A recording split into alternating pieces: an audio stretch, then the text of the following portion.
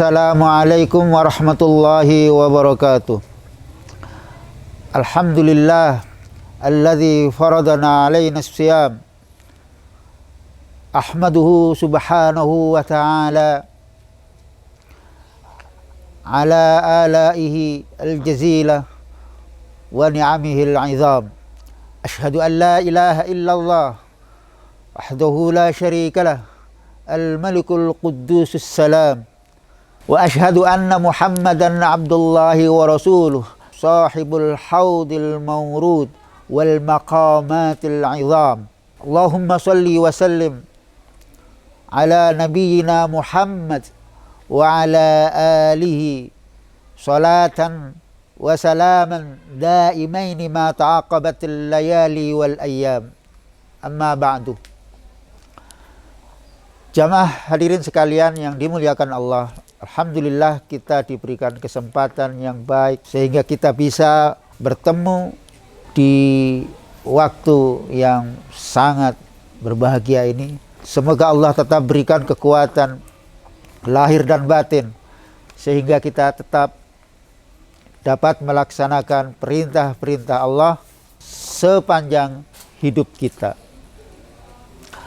Hadirin jamaah yang dimuliakan Allah, kali ini saya akan mengangkat tema yang tentu berkaitan dengan Ramadan. Kalau kita bicara Ramadan, tidak lepas ada buka, sahur, imsak, dan lain-lain. Saya akan pilih satu dari tiga kata itu, imsak. Sampai saat ini masih belum terhapus dari kebiasaan kita bahwa ketika kita kepingin tahu jadwal yang kita kenal dengan jadwal imsakiyah Ramadan, ketika kita berbicara soal imsak, tidak lepas kita akan berbicara jadwal imsakiyah.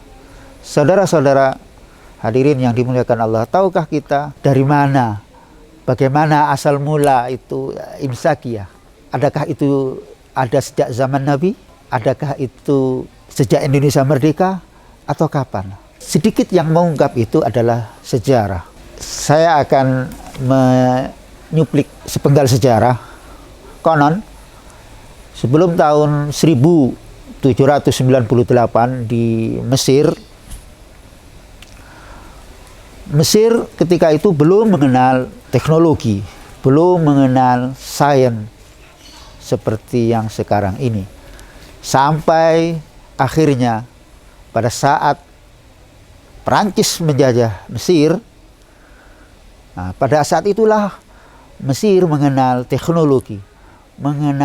teknologi percetakan dan lain-lain. Pada saat itulah penjajah Perancis mendirikan sebuah lembaga yang dikenal dengan Scientific Center, di mana di situ sehingga dikenal adanya perubahan-perubahan yang berkenaan dengan sains, termasuk di dalamnya adalah percetakan. Sampai pada saat Muhammad Ali Pasha berkuasa, tepatnya pada tahun 1262 Hijriah atau bertepatan dengan 1846, adalah sebuah percetakan yang dikenal dengan percetakan bulak. Di situ dicetaklah semacam imsakiyah yang seperti yang kita kenal sekarang. Ada jadwal imsakiyah seperti yang kita lihat sekarang, di mana percetakannya itu dikenal dengan walin nu'am. Jadwal imsakiyah inilah yang awal mula dikenal di Mesir. Sampai beberapa tahun kemudian ada diikuti oleh sebuah toko parfum mencetak juga jadwal imsakiyah. Di sana tertulis doa-doa harian dan lain-lain. Rupanya yang seperti ini sekaligus sebagai promosi untuk toko parfumnya.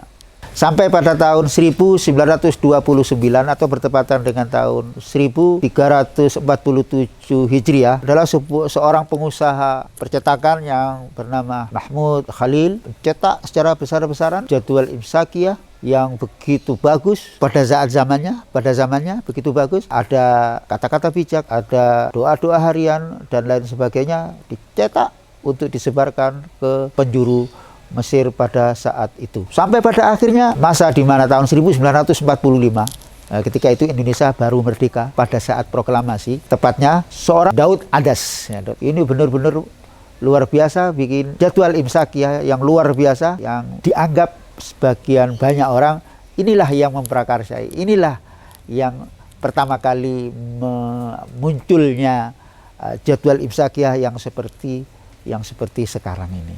Karena di situ lengkap, ada doa-doa harian, ada kata-kata bijak, ada ajakan-ajakan kebaikan dan yang lain-lain, di mana brosur ini disebar di jalan, di toko, di masjid, semuanya mendapatkan, sehingga masyarakat dengan mudah mengetahui jadwal imsakiyah seperti yang sekarang ini. Inilah awal-awal bagaimana imsakiyah itu muncul.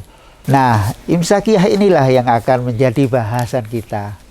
Dulu saya sempat protes, kenapa imsakiyah, di dalam imsakiyah itu imsak itu 10 menit sebelum subuh. Padahal imsak yang sebenarnya menurut kitab yang saya baca itu subuh imsaknya. Tapi kenapa di situ 10 menit? Wala, macam-macam. Dan sampai sekarang pun masih ada teman-teman kita, saudara-saudara kita yang mengatakan seperti itu. Hadirin jamaah sekalian yang dimuliakan Allah, perlu diketahui bahwa imsak yang tertera 10 menit sebelum subuh, artinya sebelum imsak yang sebenarnya, itu adalah usaha kita dalam rangka berhati-hati. Dalam rangka berhati-hati. Kenapa? Kalau tidak demikian, boleh silahkan coba. Ketika kita makan, enak-enak makan, sudah waktu imsak, boleh tidak batal. Ketika tengah-tengah makan, Allahu Akbar, azan subuh. Apa yang akan kita lakukan? Apakah kita akan memuntahkan makanan kita, atau kita berhenti terus menelan? Lah, ini dengan segala resiko kalau kita lakukan itu. Maka tidak ada salahnya kalau kita benar-benar siap. Hal ini sesuai dengan apa yang disampaikan oleh Rasul dalam sebuah hadis, bahwa jarak antara makan sahur dan subuh adalah 50 ayat. Nah, 50 ayat ini kalau dibaca bisa antara 5 sampai 10 menit tergantung ayat yang dibaca dan kecepatan membacanya. Oleh karena itu, perlulah kita pahami bahwa imsak yang dimaksud 10 menit sebelum subuh itu adalah benar-benar imsak dalam artian kita itu siap untuk tidak melakukan apapun yang membatalkan puasa.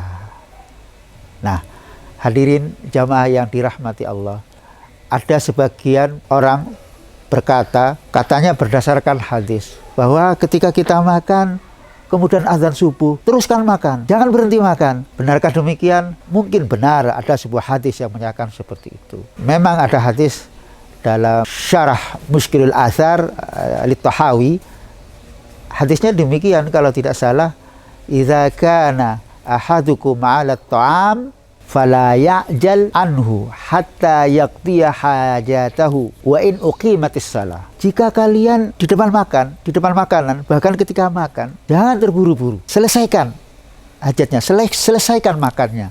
Walaupun sholat sudah mau didirikan. Kalau bahasa kita, walaupun sudah qomat, baru selesai kita makan, baru sholat. Itu benar hadis itu, tetapi hadis itu bukan untuk bulan Ramadan, bukan untuk yang sedang berpuasa. Hadis itu adalah hadis lain yang tidak berkaitan dengan saum Ramadan, tapi berkaitan dengan semua keseharian kita dalam sholat. Jadi di luar Ramadan, ketika kita tidak sedang berpuasa, kita makan, kemudian ada azan, tidak usah berhenti kita, tidak usah buru-buru kita berhenti. Selesaikan kita makan, selesai makan, baru kita berangkat ke jamaah untuk mendapatkan jamaah sholat. Jadi kurang tepat kalau hadis ini di bulan Ramadan, sehingga orang berpatokan dengan hadis ini, bahwa hadis ini di bulan Ramadan. Apa jadinya? Ketika kita makan sahur, azan, kita lanjutkan. Ya, tentu bertentangan dengan logika syara, dengan catatan-catatan dalam kitab-kitab fikih. Saya kira tidak ada khilafnya ini. Pastilah akan membatalkan puasa. Hadirin jamaah yang dimuliakan Allah, cukup sampai di sini apa yang saya sampaikan. semoga bermanfaat, semoga kita tetap diberikan kekuatan oleh Allah sehingga kita tetap dapat melaksanakan ibadah kita, terutama ibadah Ramadan kali ini. Rabbana atina fid dunya hasanah wa fil akhirati hasanah wa qina adzabannar. Allahumma innaka afuwun karim tuhibbul afwa fa'fu anna. Allahumma innaka afuwun karim tuhibbul afwa fa'fu anna. Allahumma innaka afuwun karim tuhibbul afwa fa'fu anna.